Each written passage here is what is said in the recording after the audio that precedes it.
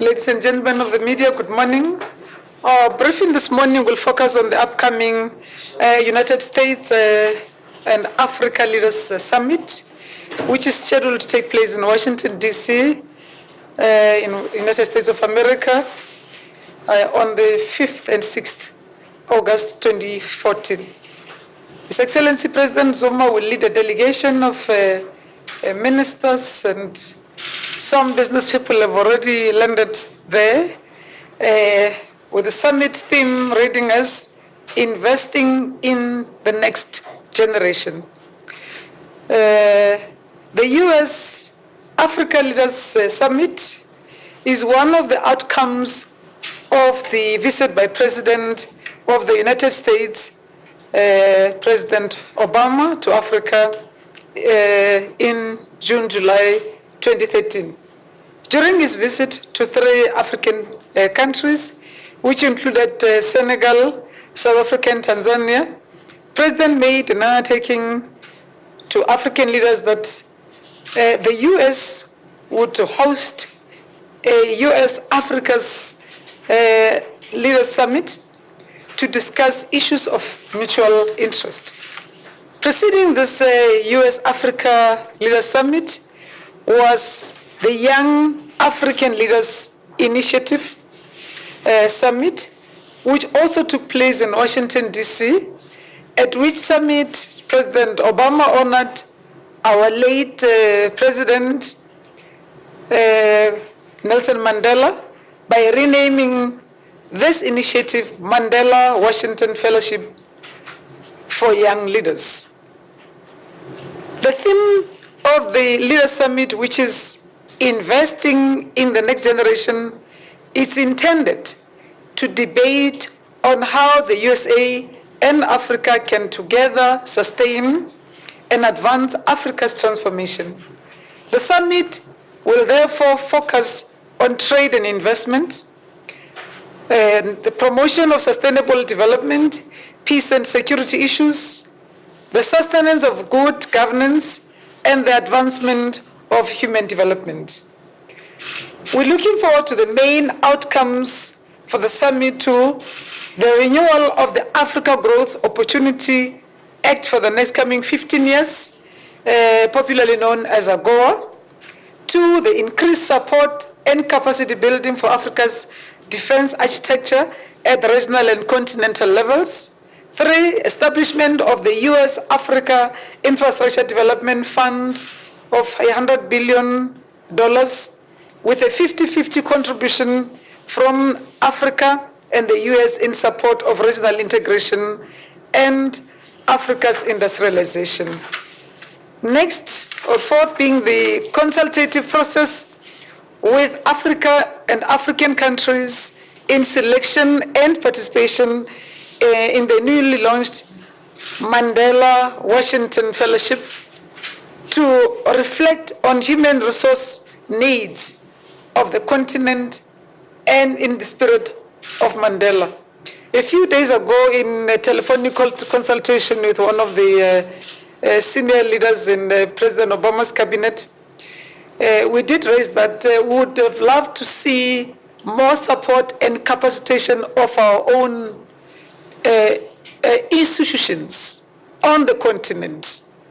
We think we can do or achieve much more with less if we focus on more capacitation of our own institutions to be able to do this work in the name of Mandela. Continued development, support for HIV and AIDS is what we're also looking forward to. Working together on particularly the theme of Africa for this year, for food security and agriculture, that we are supported through technology for food security and to ensure continued momentum for sustainable development goals. Relations between South Africa and the United States of America have been very positive in the 4th administration and even in this current administration under President Zuma and President Obama. These relations were strengthened following the successful official visit by President Obama to Africa last year, 2013, and the invitation of President Zuma to visit Washington, D.C. The two presidents held bilateral talks in Pretoria and discussed, amongst others, the status of bilateral relations, cooperations in health, education, energy, safety and security, cooperation, development assistance, as well as peace, security, and development cooperation in our continent of Africa. South Africa is looking to establish a win-win partnership which will help build the country's skills base, transfer technology, create decent jobs, help create value-added exports, address inequalities in the country, promote inclusive growth, and promote regional integration. We consider our bilateral relations with the U.S. as one such of a win-win partnership. Over the years, this partnership has been rapidly growing towards what we can regard as a strategic partnership. The Obama administration has expressed its willingness to partner with South Africa, both domestically and regionally, and to support Africa-led initiatives. In this regard, South Africa is impressed upon the United States the fact that successful economies have done so on the back of industrialization. In our case, our economy needs to industrialize in order for us to achieve the goals that we've set for ourselves in our NDP. Industrialization of the economy is one of the priorities of the current term, the fifth administration, with a focus on the following: attracting investments in labor-absorbing manufacturing, which is central to our export strategy based on value-added and job creation potential. South Africa is open and ready to do business with the world, and that would include the US. Infrastructure development by leveraging our national infrastructure plan. Our investment in infrastructure development is continuing under the leadership of the Presidential Infrastructure Coordinating Commission, chaired by the President himself. On energy, the energy regulatory framework for investment in renewable energy has been improved in line with the integrated resource plan for energy to attract investments in solar, in wind, in biomass, and in many other technologies that we had alluded to in the past, particularly by the Minister of Energy during her budget speech. In addition, the nuclear energy, shale gas exploration will be fast-tracked. I think these are the details that Minister of Energy had dealt with. On mining and agriculture are also key job drivers for South Africa. And in the period ahead, South Africa will increasingly focus on value-added agricultural exports, which will also provide opportunities for entrepreneurship.